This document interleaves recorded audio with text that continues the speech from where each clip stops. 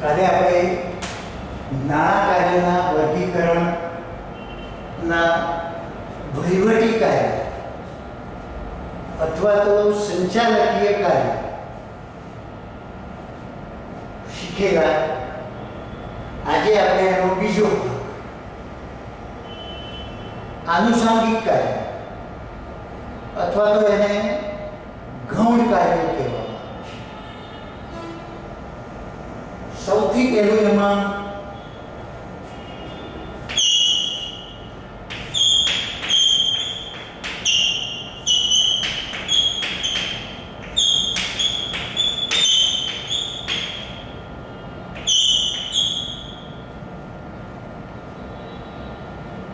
રોકડ આવક ઉપર દેખરેખ નાણાં સંચાલનનું આનુષંગિક કાર્ય છે. સામાન્ય રીતે ધંધામાં વેચાણના વ્યવહારોમાંથી વધુ આવક થાય છે. વેચાણ રોકડેથી ધંધાથી એકમ કરે અને ઉધાર વેચાણ સામાન્ય રીતે 60 થી 70% વેચાણ ઉધાર વેચાણ હોય છે.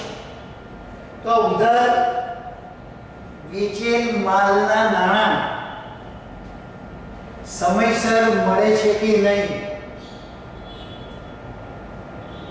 મીન્સ કે ઉઘરાણીની નીતિ ઉપર દેખરેખ રાખવા મૂળભૂત કાર્ય નાણાં સંચાલન કરે છે. ઉપરાંત ધંધામાં વેચાણ સિવાયની અન્ય જે આવકો છે, દાખલા તરીકે ધંધાએ અન્ય કંપનીઓમાં પોતાની હાજર રહેલા નાણાંની ઇન્વેસ્ટમેન્ટ કર્યું હોય તો એના ઉપર સમયસર વ્યાજ મળે છે કે નહીં એ પણ જોવાનું કામ નાણાં સંચાલન કરે છે. તો આ રોકડ આવક ઉપર દેખરેખ રાખે.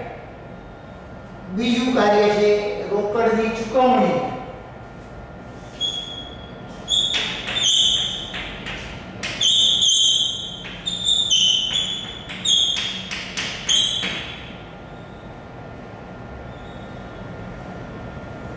આ કાર્યમાં નાણાં સંચાલન સામાન્ય રીતે ધંધાકીય એકમ રોકડની જે ચૂકવણીઓ કરવાની છે એ ચૂકવણીઓ સમયસર થાય છે કે નહીં તે જોવાનું, તેના ઉપર દેખરેખ રાખવાનું છે. સમય કરતા વહેલા નાણાં પણ ન ચૂકવાય અથવા તો સમય કરતા પછી પણ નાણાં ન ચૂકવાય. જો નાણાં ચૂકવણીમાં પેઢી વિલંબ કરે, મોડું કરે તો ધંધાની પ્રવૃત્તિઓ ઉપર પ્રતિકૂળ અસર પડે છે. પેઢીની સાખ અને પ્રતિષ્ઠા જોખમાય છે અને આ બધી જે બાબત છે એ પેઢીની કાર્યક્ષમતા ઉપર પ્રતિકૂળ અસર જન્માવે છે. કંપનીની નફાકારકતા ઉપર પ્રતિકૂળ અસર જન્માવે છે. ટૂંકમાં નાણાં સંચાલને પેઢીના જે રોકડની જે ચૂકવણીઓ હાથ ધરવાની છે એ સમયસર ચૂકવવી જોઈએ. ત્રીજું કાર્ય છે રોકડના હિસાબો રાખવા.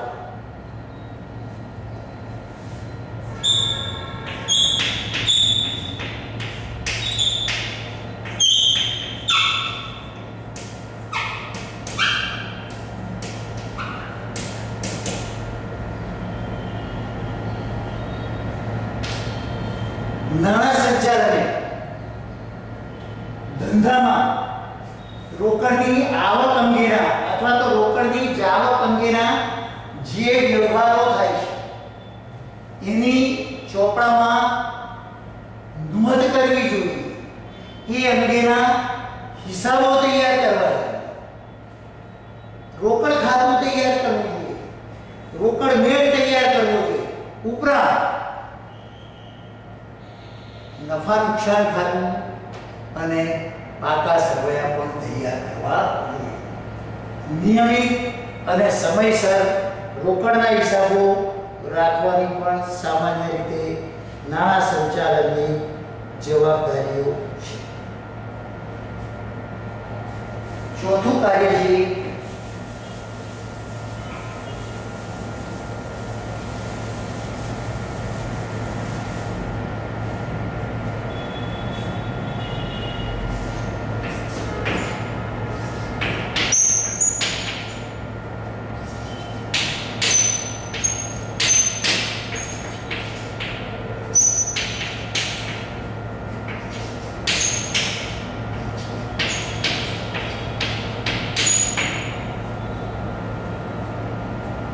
નાણાં સંચાલન. જે રોકડ આવક અને જાવકના વ્યવહારો છે એ રોકડ ખાતામાં નોંધવાના, રોકડ મેળમાં નોંધવાના, ઉપરાંત બેંકમાં થયેલા વ્યવહારોની નિયમિત તપાસ કરી બેંક ખાતાની પાસબુક મુજબની શિલક અને રોકડ ખાતા મુજબની શિલક બંનેની અમુક સમયના અંતરે મેળવણી કરી અને જો કોઈ કારણસર આ બંને શિલકમાં તફાવત આવે તો, વિચલન આવે તો એના કારણો શું અને એ અંગે નાણાં સંચાલનની જવાબદારી છે. ટૂંકમાં રોકડ અને બેંક શિલક મેળવવું, બેંક શિલક મેળ તૈયાર કરીને રોકડ ખાતાની શિલક સાથે સરખાવવું. આગળ પાંચમું કાર્ય છે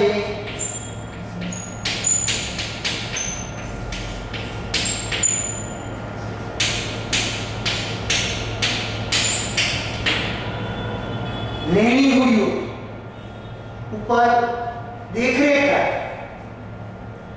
સામાન્ય રીતે લેણી હુંડી એ રોકડ આવક ઉપર અસર કરે છે.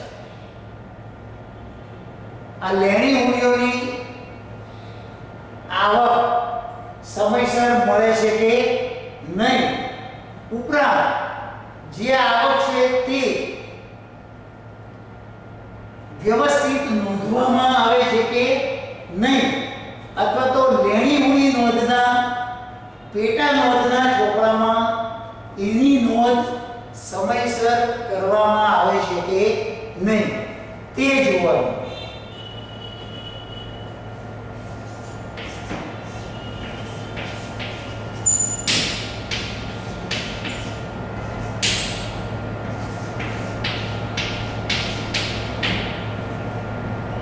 આગળનું કાર્ય છે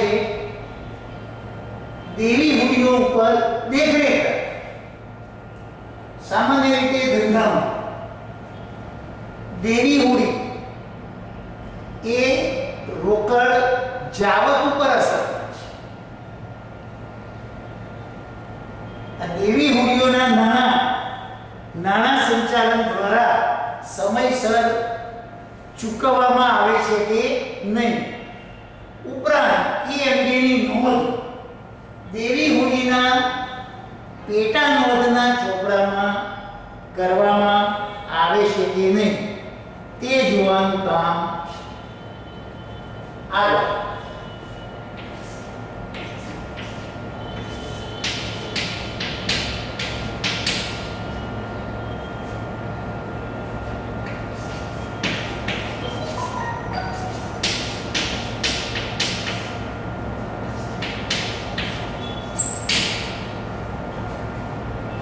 દસ્તાવેજોની જાળવણી કરવી. સામાન્ય રીતે ધંધામાં વધારાના નાણાં કોઈ જગ્યાએ ઇન્વેસ્ટ કર્યા હોય તો શેરના સર્ટિફિકેટ, ડિબેન્ચરના સર્ટિફિકેટ, મિલકતો ખરીદવાના કરારો ઉપરાંત વીમા પોલિસીઓ વગેરેના મહત્વના જે દસ્તાવેજો છે આ દસ્તાવેજોની જાળવણી કરવાનું કાર્ય પણ સામાન્ય રીતે નાણાં સંચાલનનું છે. એમાં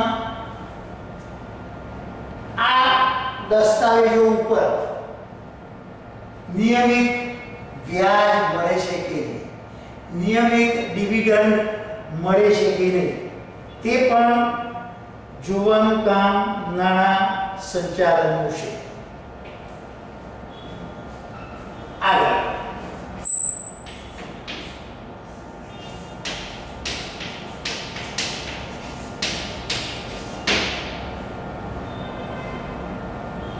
સામાન્ય રીતે ધંધામાં જુદા જુદા પ્રકારની મિલકતો હોય છે. આ મિલકતોનો વીમો ઉતરાવવો, માલનો વીમો ઉતરાવવો ઉપરાંત ધંધામાં વીમો ઉતરાવવાની જે કાર્યવાહી છે એ અંગેની કાર્યવાહી કરવી અને નુકસાનના સંજોગોમાં વીમા કંપનીઓ સમક્ષ દાવા અંગેની કાર્યવાહી કરી અને તે અંગેના નાણાં મેળવવાની બાબત પણ નાણાં સંચાલને કરવી પડે. આગળ અહેવાલો તૈયાર કરવા.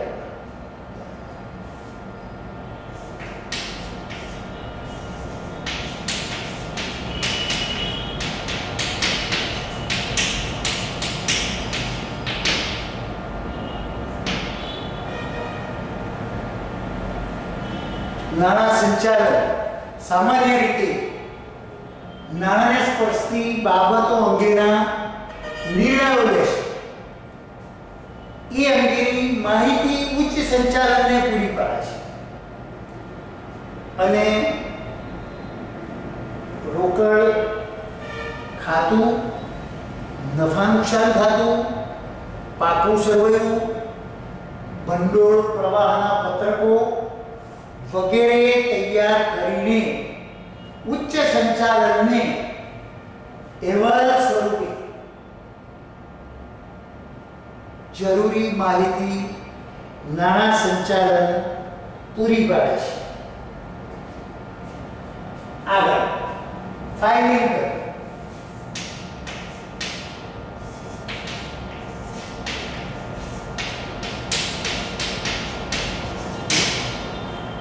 સંગ્રહ કરો, ફાઇલ કરો. સામાન્ય રીતે નાણાં સંચાલને જે માહિતીના આધારે નાણાકીય નિર્ણયો લીધા હોય એવી માહિતી, એવા પત્ર વ્યવહાર, એવા દસ્તાવેજો ભવિષ્યમાં ઉપયોગી થાય, ભવિષ્યમાં તે પ્રમાણેની કાર્યવાહી કરી શકાય એ માટે જરૂરી કાગળોનો ફાઇલ કરવી જોઈએ. આ ફાઇલિંગનું કાર્ય પણ સામાન્ય રીતે નાણાં સંચાલનનું મૂળભૂત અને પાયાનું કાર્ય છે. તો આટલા આનુષંગિક અને ગૌણ કાર્યોનો સમાવેશ નાણાં કાર્યના કરી શકાય.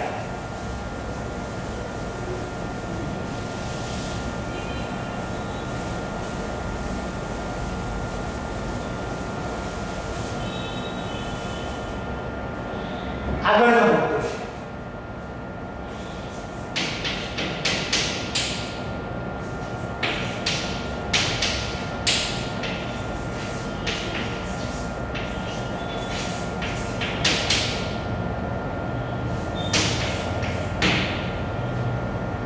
નાણાં મેનેજરની ભૂમિકા.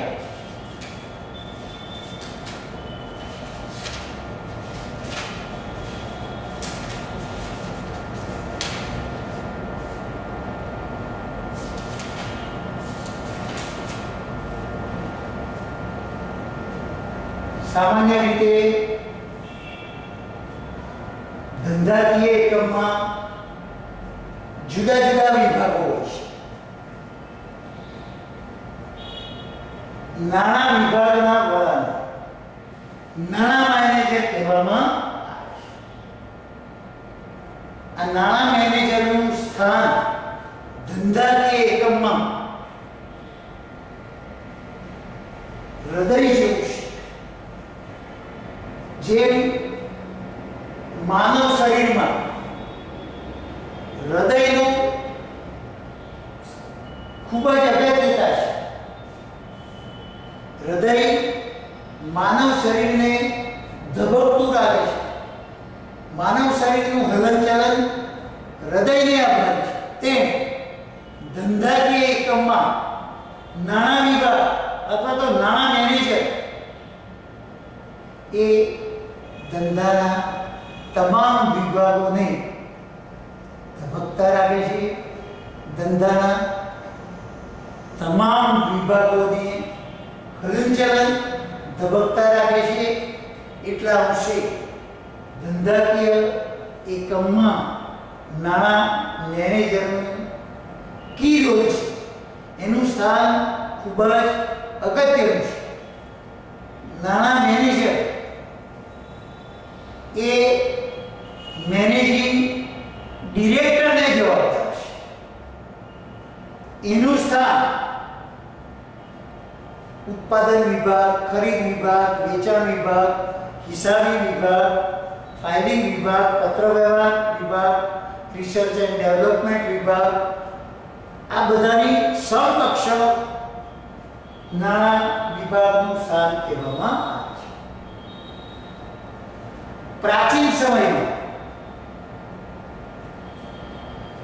ધંધાકીય એકમોનો પૂરતા પ્રમાણમાં વિકાસ થયેલો નહીં. ત્યારે નાણાં મેનેજરનો રોલ, નાણાં મેનેજરનો ફાળો ફક્ત ધંધાકીય એકમ માટે જરૂરી નાણાં મેળવવા એટલો જ હતો, સીમિત હતો, મર્યાદિત હતો.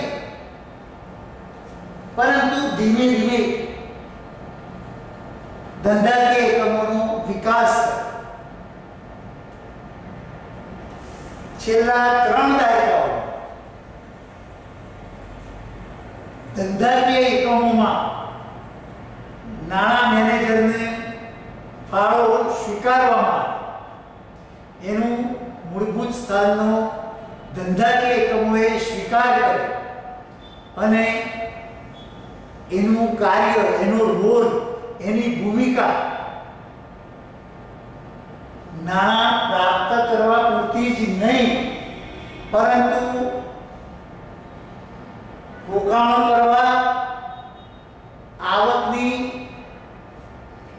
વહેંચણી કરવી અથવા તો ફાળવણી કરવી, ઉપરાંત ઇષ્ટતમ નાણાંનો ઉપયોગ કરવો અને નાણાકીય નીતિઓ ઘડવી, આ બધી બાબતો સામાન્ય રીતે નાણાં મેનેજરના કાર્યમાં ગણી શકાય.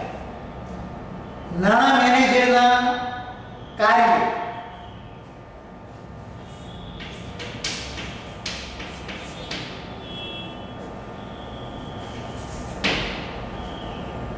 સૌથી પહેલું કાર્ય પેઢીમાં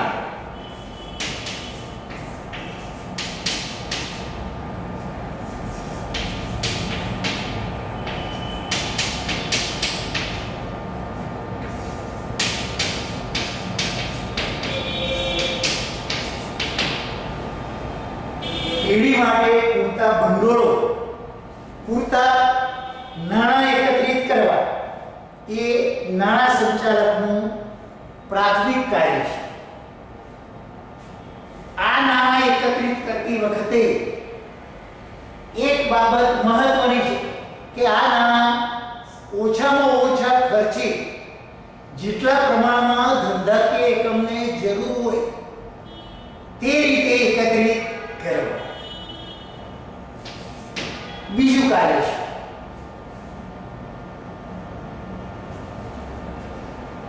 ઓછામાં ઓછા ખર્ચ.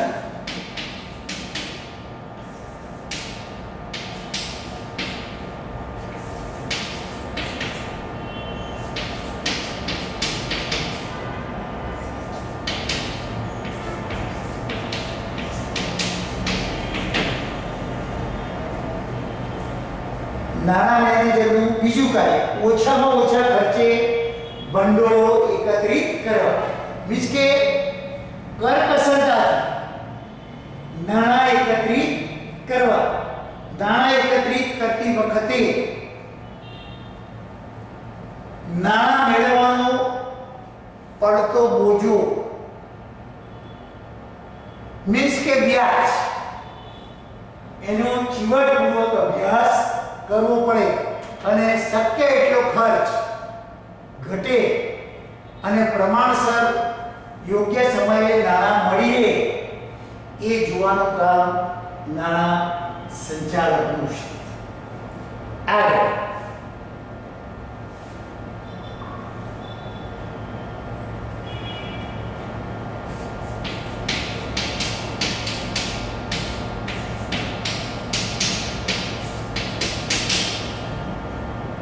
ધંધામાં તરલતા જાળવવી, પ્રવાહિતા જાળવવી એ કામ નાણાં મેનેજરનું છે. તરલતા અથવા તો પ્રવાહિતા એટલે પેઢી પાસે ટૂંકા ગાળામાં પોતાની જે જવાબદારીઓ છે, પોતાના જે દેવા છે એ ચૂકવવા માટે પૂરતી રોકડ રકમ હાથ ઉપર હોય. જો પેઢી સમયસર દેવા ન ચૂકવે, પોતાની જવાબદારીઓ અદા ન કરે તો પેઢીની પ્રવૃત્તિ પર પ્રતિકૂળ અસર થઈ છે. પેઢીની શાખ માર્કેટમાં ઘટે છે, પેઢીની પ્રતિષ્ઠા જોખમાય છે. તો આવા સંજોગોમાં તરલતા જાળવવાનું કામ સામાન્ય રીતે ધંધાકીય એકમમાં નાણાં મેનેજરનું હોય છે.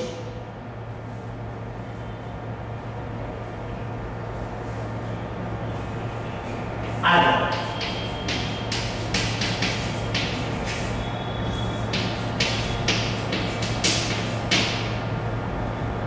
એકત્રિત કરેલ જે ભંડોળો છે, જે ફંડ છે, જે નાણાં છે એનું ધંધાકીય એકમના જુદા જુદા જે વિભાગો છે એની વચ્ચે પ્રોપર ફાળવણી કરવી. જરૂર હોય તે જ વિભાગને નાણાંની વહેંચણી કરવી અને આ જુદા જુદા વિભાગો વચ્ચે સંકલન સધા એ રીતે નાણાંની કે એ રીતે ભંડોળોની ફાળવણી કરવાનું કામ પણ સામાન્ય રીતે નાણાં મેનેજરનું છે. આગળ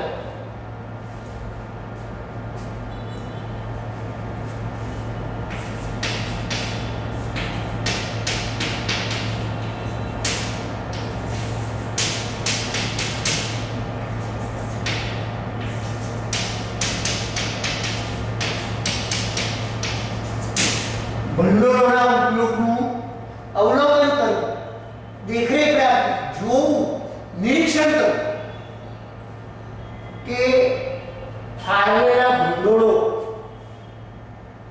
ધ્યેય સિદ્ધિની દિશા તરફ વહન કરે છે કે નહીં, ઘડેલી યોજનાઓ અથવા તો ઘડેલી નીતિઓ પ્રમાણે આ ભંડોળનો ઉપયોગ થાય છે કે નહીં. જો તેમ ન થાય તો સામાન્ય રીતે તેના ઉપર અંકુશ અથવા તો નિયંત્રણ રાખ એ જોવાનું કામ પણ નાણાં સંચાલકનું છે.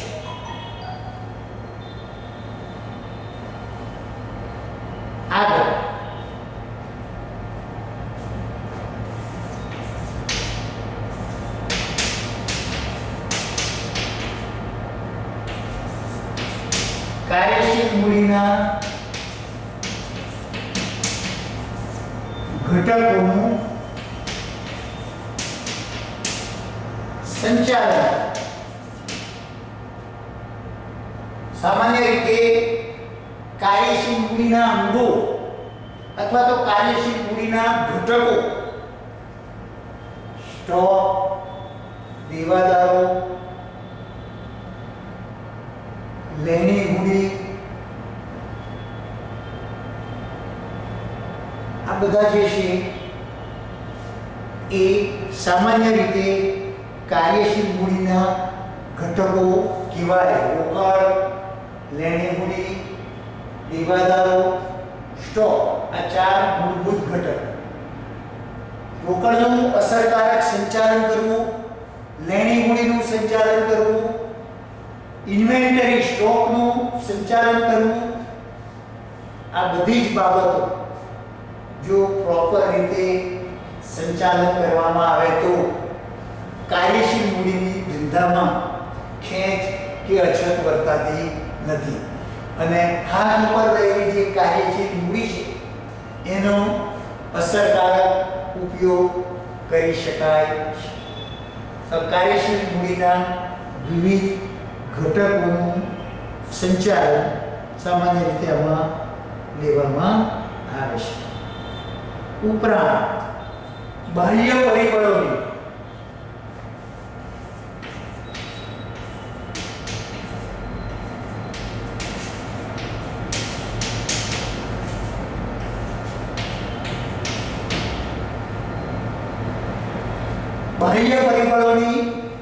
ધંધાની નાણાકીય પરિસ્થિતિ, ધંધાની આર્થિક પરિસ્થિતિ ઉપર કેવી અસર થશે એ અંગેની માહિતી નાણાં સંચાલકે ઉચ્ચ સંચાલનને સમયાંતરે રજૂ કરવી પડે છે. આગળ ડિવિડન્ડની નીતિ.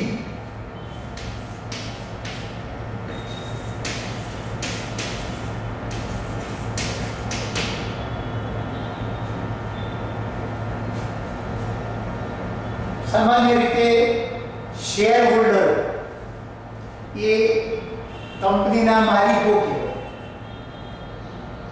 કંપનીમાં એમણે પોતાની મામૂલી મૂડીનું રોકાણ કરેલું છે તો એમને નિયત દરે અથવા તો સંતોષકારક દરે ડિવિડન્ડ મળવું અપેક્ષિત છે. તો નફામાંથી કરવેરા બાદ કર્યા પછી રહેતા નફામાંથી શેર હોલ્ડરોને કેટલું ડિવિડન્ડ આપે, કેટલી રકમ નફામાંથી અનામત રાખે, કેટલી રકમનું ધંધામાં પુનઃરોકાણ કરવું કે જેથી આવનારા વર્ષોમાં ધંધાનો વિકાસ, વિસ્તરણ, આધુનિકરણ કે નવીનીકરણ જેવા કાર્યો હાથ ધરી શકાય. તો તે બાબત પણ સામાન્ય રીતે નાણાં સંચાલકના કાર્યમાં કહી શકાય. તો આ 8-10 નાણાં સંચાલકના કાર્યો છે.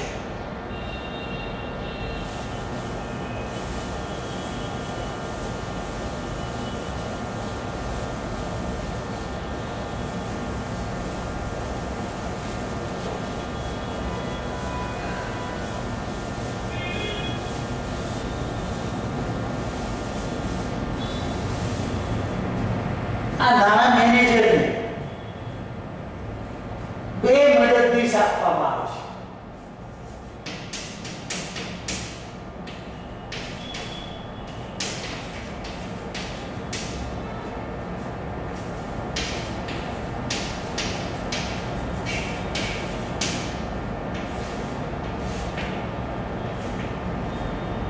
ટ્રેઝર,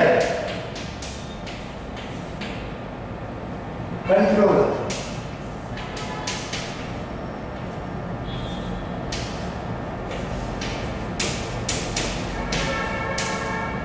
ટૂંક ટૂંકમાં નાણાં મેનેજરને નાણાં કાર્ય કાર્યક્ષમતાથી કરી શકે તે હેતુસર બે મદદનીશ વ્યક્તિઓ આપવામાં આવે છે.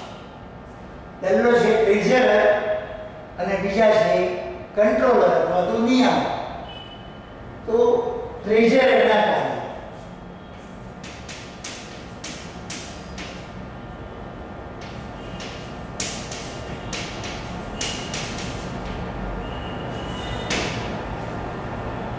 ટ્રેઝરરના વિવિધ કાર્યોમાં સામાન્ય રીતે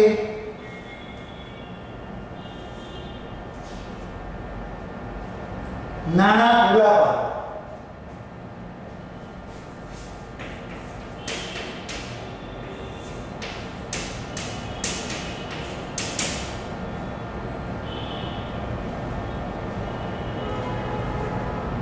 ધંધાકીય એકમના જુદા જુદા જે વિભાગો છે એમની જરૂરિયાત અનુસાર નાણાં પૂરા પાડવાનું કામ સામાન્ય રીતે ટ્રેઝરર દ્વારા કરવામાં આવે છે. આ માટે નાણાંનું આયોજન કરવું અને એ આયોજનનું અમલીકરણ થાય તે જોવાનું કામ ટ્રેઝરરનું છે. અને આ જરૂરી નાણાં કેવી રીતે મેળવી શકાય એ અંગેની નાણાકીય સંસ્થાઓ સાથે અથવા તો બેંકો સાથે વાટાઘાટો કરવી, વાતચીત કરવી અને એ અંગેની વ્યવસ્થા કરવી. બીજું કાર્ય છે રોકાણકારો સાથે સંબંધ જાળવવો.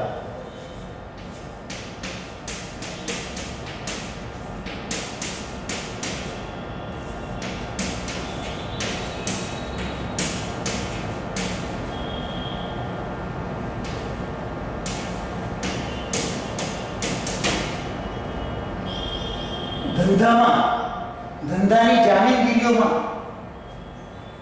જે લોકોએ રોકાણ કર્યું છે એવા રોકાણકારો સાથે સંબંધો સ્થાપવા ઉપરાંત વિકસાવવા એ સામાન્ય રીતે ટ્રેઝરરનું મહત્વનું કાર્ય છે.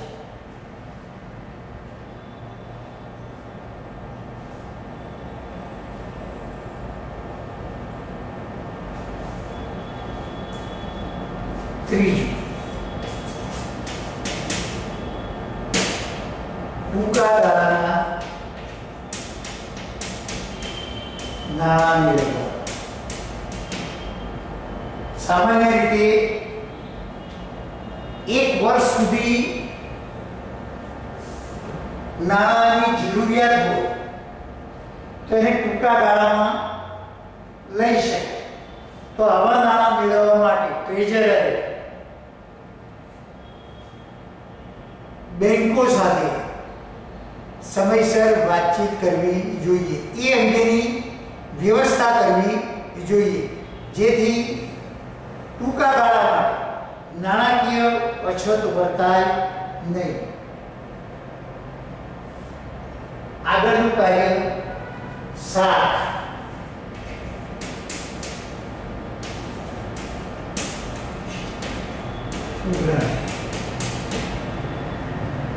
સામાન્ય રીતે ધંધામાં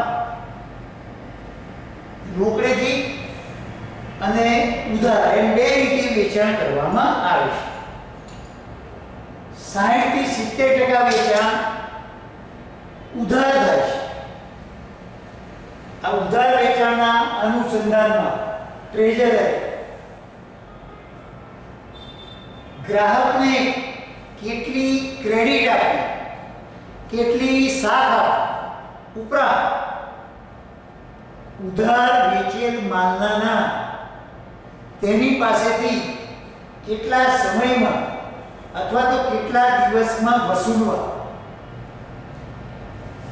આ બાબત પણ ટ્રેઝરર નિર્ધારિત કરે છે.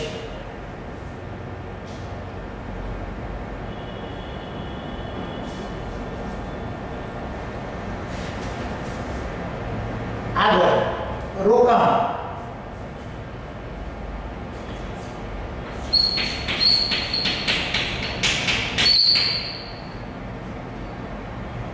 સામાન્ય રીતે કંપની પાસે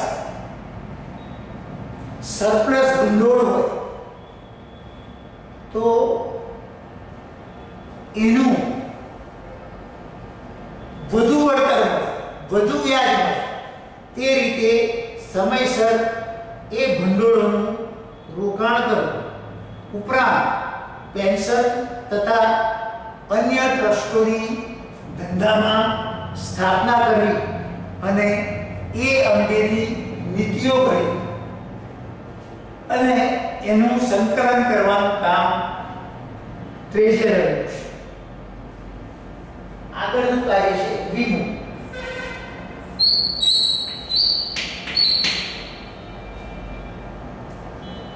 ધંધામાં જુદા જુદા પ્રકારની મિલકતો હોય તો એ મિલકતોનો વીમો, માલ હોય તો માલનો વીમો,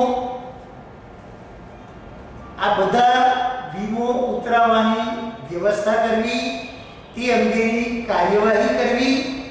ઉપરાંત કોઈ કારણસર તેમાં નુકસાન થાય તો વીમા કંપની સમક્ષ દાવો મૂકવો અને એ દાવાની પતાવટ અંગેની કાર્યવાહી સામાન્ય રીતે ટ્રેઝરરના કાર્યમાં ગણી દેવાય. તો આ ટ્રેઝરરના કાર્યો છે કંટ્રોલર અથવા તો નિયામકના.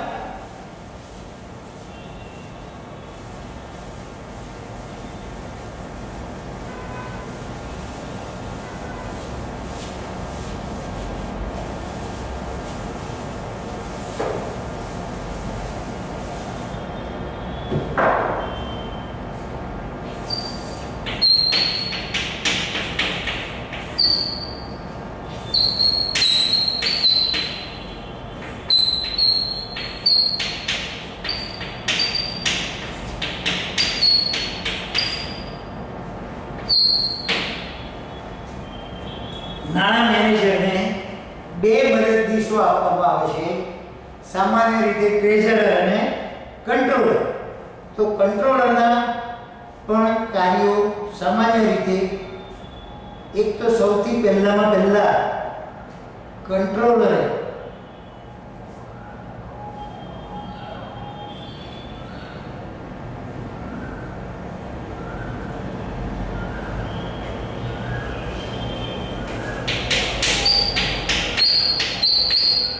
કામગીરી, અંકુશની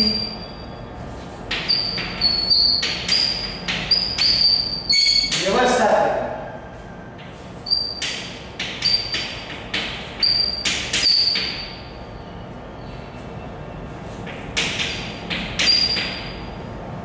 તેનો અમલ સૌથી પહેલું. સામાન્ય રીતે આયોજન પ્રમાણે અથવા તો ઘણી યોજનાઓ પ્રમાણે પ્રવૃત્તિઓ ચાલે છે કે નહીં, કામગીરી ચાલે છે કે નહીં. જો તેમ ન હોય તો તેના તફાવત કે વિચલન શોધવામાં આવે છે અને એના કારણો શોધવામાં આવે છે અને અસરકારક અંકુશ રાખવામાં આવે છે. આ ઘડેલી કામગીરીની કાર્યવાહી અને એનું ઇમ્પ્લિમેન્ટ કરવું અને ઘડેલા ધોરણો અને પ્રભાવોની તુલનાત્મક સરખામણી કરવી. તો આ પહેલું કાર્ય છે. બીજું કાર્ય છે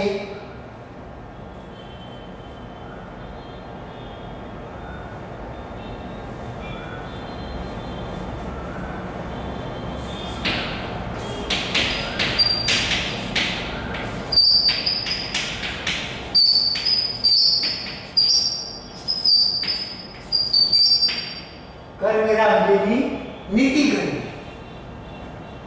सामान्य रीते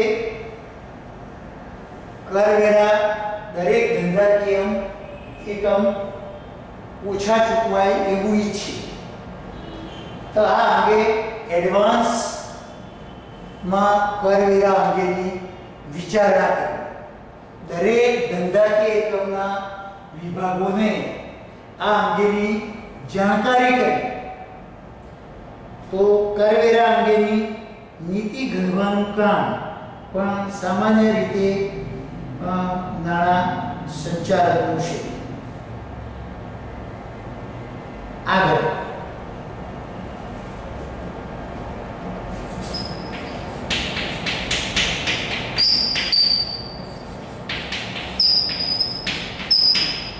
नाણાકીય અંકુશ મેં અગાઉ કહ્યું તેમ કે નાણાને સ્પર્શતી બાબતો અંગેના પ્રમાણો અથવા તો ધોરણો નક્કી કરવામાં આવે છે અને ખરેખર પરિણામો સાથે એની તુલનાત્મક સરખામણી કરવામાં આવે છે અને ખામીઓ કે ત્રુટીઓ શોધવામાં આવે છે, વિચલનો શોધવામાં આવે છે, એ અંગેના કારણો શોધવામાં આવે છે અને સુધારાત્મક પગલાઓ પણ લેવામાં આવે છે અને એ રીતે નાણાકીય અંકુશના કાર્યને સાર્થક કરવામાં આવે છે।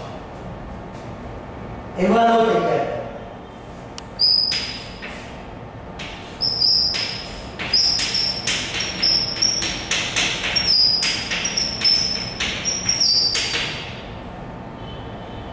सामान्य रीते नाणां संचालन उच्च संचालन समक्ष जरूरी बाबतो खास करीने रोकड़, नफा नुकसान खातुं, पाकું સરવૈયું, ભંડોળ પ્રવાહ પત્રક,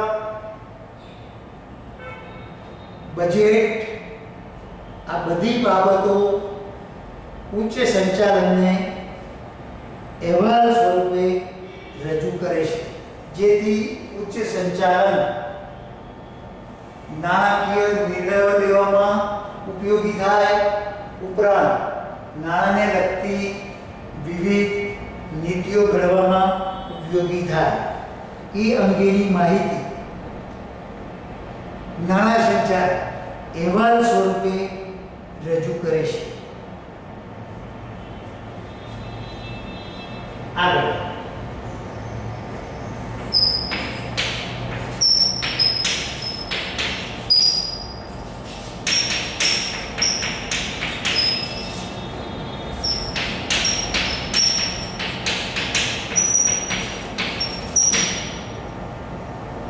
ધંધામાં જુદી જુદી મિલકતોનો ઉપયોગ કરવામાં આવે છે।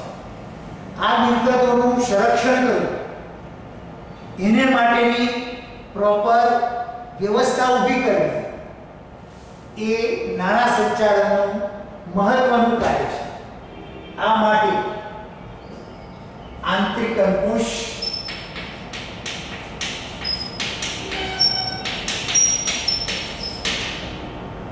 आंतरिक ऑडिट,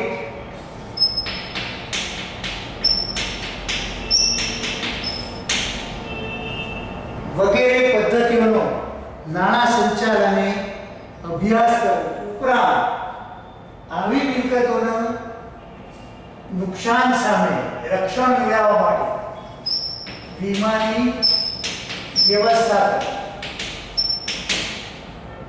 आ त्रण पद्धतिओ द्वारा धंधानी विविध मिलकतोનું સંરક્ષણ કરી શકાય, રક્ષણ મેળવી શકાય। આંતરિક ઓડિટ કે ધંધાના જ કર્મચારી દ્વારા ધંધાના હિસાબો તપાસવામાં આવે અથવા તો એક વ્યક્તિએ કરેલું કાર્ય આપોઆપ જ ધંધાના કર્મચારી દ્વારા તપાસ। આંતરિક ઓડિટ, આંતરિક અંકુશ सामान्य रीते श्रम विभाजन ना सिद्धांत पर रचायेलुं छे।